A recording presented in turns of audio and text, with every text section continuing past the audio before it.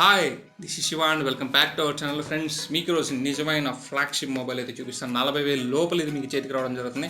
అది ఎలా ఏంటనేది మనం చాలాసార్లు ఒక వీడియో చేసాం, టెలిగ్రామ్ ఛానల్లో పోస్ట్ చేసాం. మళ్ళీ చెప్తున్నాను, మీకైతే సామ్సంగ్ అఫిషియల్ వెబ్సైట్ లింక్ అయితే కింద ఇస్తాను. సో దాన్ని నా రెఫరల్ కోడ్ ఎంటర్ అయిపోయి లాగిన్ అయితే మీకు 2000 ఎక్స్ట్రా కూపన్ అయితే వస్తుంది. 6,000 బంప్ డిస్కౌంట్ వస్తుంది. 2000 ఎక్స్ట్రా ప్లస్ 1,500 కార్డ్ డిస్కౌంట్ 38,500 మీకు అయితే చేతికి రావడం జరుగుతుంది. అదే Samsung Galaxy fan edition 5G. ఇది కమ్స్ విత్ 865 స్నాప్డ్రాగన్ ప్రాసెసర్తో రావడం జరుగుతుంది. అండ్ మీకు 9 5G బ్యాండ్ సపోర్ట్ చేస్తుంది. సో దీంట్లో వైర్లెస్ ఛార్జింగ్ ఉంది, రివర్స్ వైర్లెస్ ఛార్జింగ్ ఉంది, IP68 రేటింగ్ ఉంది, ఫ్లాగ్షిప్ గ్రేడెడ్ డిస్ప్లే ఉంది, flagship graded cameras, true working cameras, back side 3 cameras ఉంటే 3 మీకు పర్ఫెక్ట్గా వర్క్ చేస్తాయి. సో దీని గురించి ఎంత చెప్పినా తక్కువ అని చెప్పొచ్చు. ఈరోజు అయితే నా ఎక్స్పీరియన్స్ మొత్తాన్ని నేను షేర్ చేసుకుంటాను. సో వీడియో ఏం మాత్రం స్కిప్ చేయకుండా లాస్ట్ వరకు చూడండి. మీరు నిజంగా ఒక ఫ్లాగ్షిప్ మొబైల్ కొనాలంటే ఇది నీకు బెస్ట్ చాయిస్ అవుతుంది, లేదా మీకైతే ఒక ఐడియా అయితే వస్తుందన్నమాట. మనకి ఏమాత్రం లేట్ చేయకుండా వీడియోలోకి వెళ్ళిపోదాం రండి. ఫ్రెండ్స్, ఇది నేను పర్చేస్ చేసి ఇప్పటికైతే 1 వీక్ అయింది. సో ఈ 1 వీక్లో నేను అబ్జర్వ్ చేసినవి, నేను ఎక్స్పీరియన్స్ చేసినవి అవి మాత్రమే మాట్లాడతాను. So I'm not talking about other thing non sense అయితే మాట్లాడను అనమాట.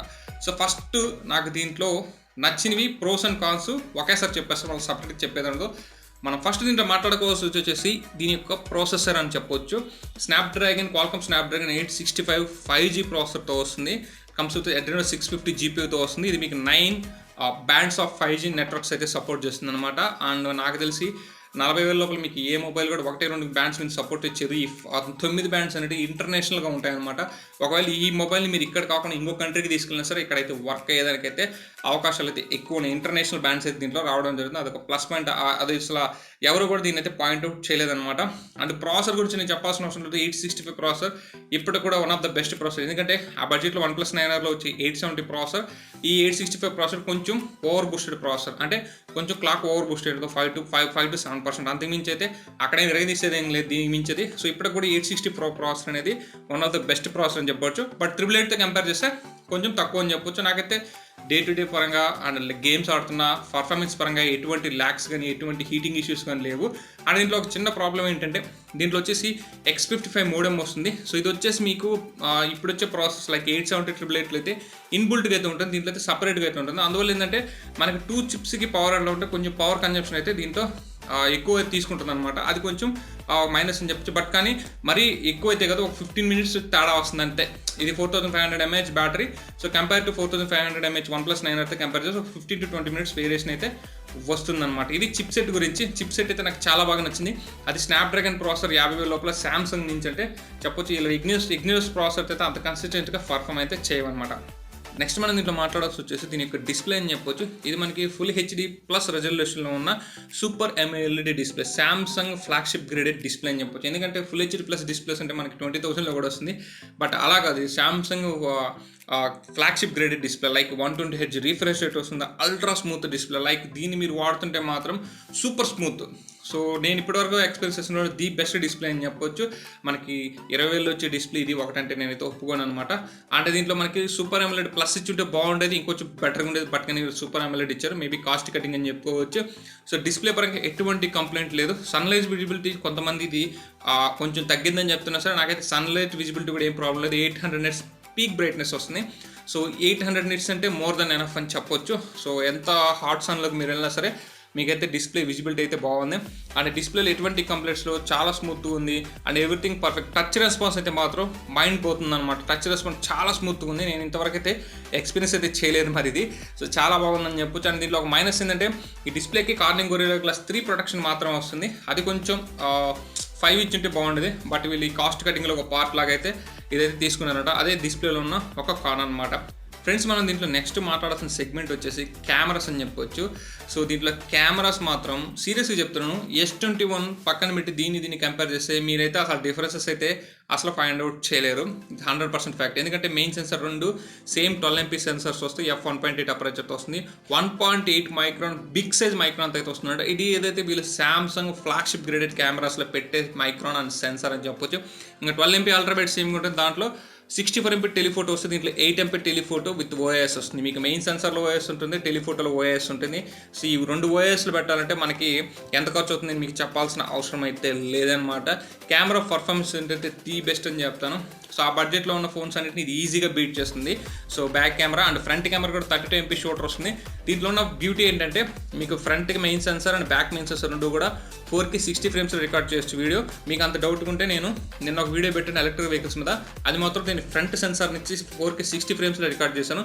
ఒకసారి క్వాలిటీ చూడొచ్చు, అమేజింగ్గా వచ్చిందనమాట.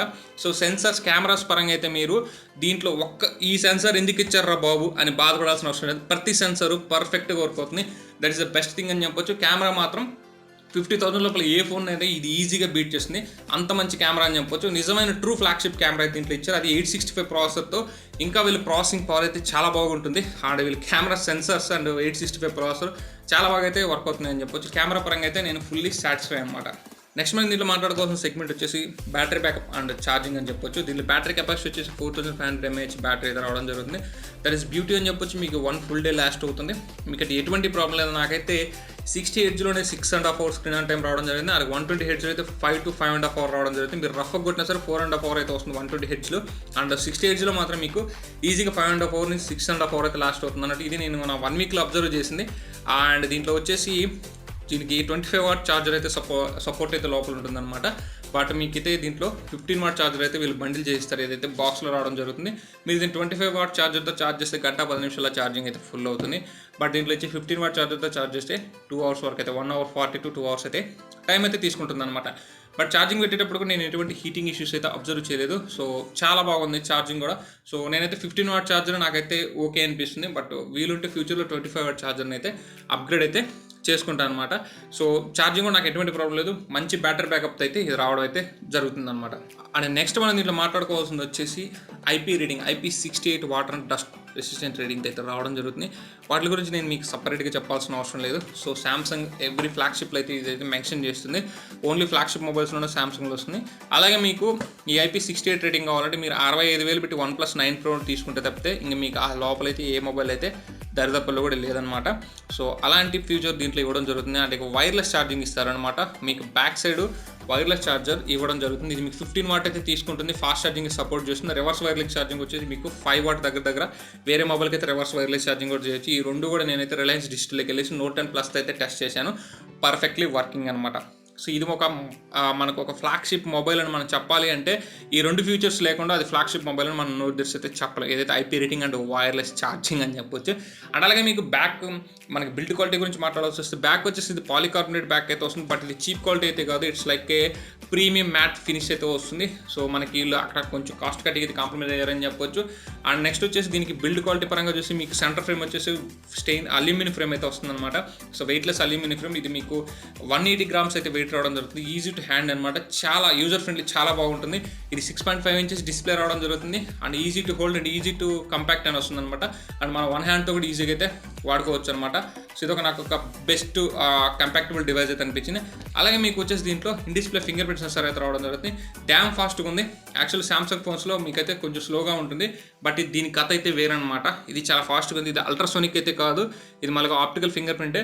బట్ ఇది చాలా బాగా ఇంప్లిమెంట్ చేశారు థ్యాంక్స్ టు స్నాప్డ్రాగన్. ఎందుకంటే స్నాప్డ్రాగన్ ప్రాసెసర్ పవర్ అని చెప్పొచ్చు. అది స్నాప్డ్రాగన్ ప్రాసెసర్ కాంబినేషన్లో చాలా బాగా అయితే ఇంప్లిమెంట్ అయింది అనమాట. నాకు ఎక్కడ కూడా ప్రతి 2 సార్లు 9 సార్లు 8 సార్లు సక్సెస్ అవుతుంది. 1-2 సార్లు నేను ఫింగర్ ప్లేస్ చేసే విధానాన్ని బట్టి అయితే అదైతే డిపెండ్ అయితే ఉంటుందన్నమాట. ఇది టోటల్గా దీంట్లో నేను ఈ వారం రోజులు ఎక్స్పీరియన్స్ చేసినవి. సో నాకు దీంట్లో కాన్స్గా మనం గట్టిగా చెప్పుకోవాలంటే ప్లాస్టిక్ బ్యాగ్ ఇవ్వడం జరిగింది. అది కొంచెం ప్రైస్ బ్రాకెట్ అంటే వాళ్ళ Samsung flagship phone. So almost S20 S21 Plusలో కూడా అదే బ్యాగ్ వస్తుంది. మనం దాన్ని అయితే అబ్జెక్ట్ చేయడానికి లేదు. 25 watt ఛార్జర్ అయితే మీకు సపోర్ట్ అయితే ఉంది. కాకపోతే బాక్స్లో అయితే బండిల్ చేయలేదు అంతే. ఇంక దీంట్లో సూపర్ AMOLED ప్లస్ డిస్ప్లే పెట్టచ్చు. బట్ ఇంకా కాస్ట్ అయితే మరీ ఓవర్ అయిపోతుంది. వాళ్ళు ఇప్పటికే స్నాప్డ్రాగన్ ప్రాసెసర్ తీసుకురావడం ఒక పెద్ద విషయం. అదే 9 bands 5G bands సపోర్ట్ ఇవ్వడం అంటే చాలా పెద్ద విషయం అని చెప్పొచ్చు.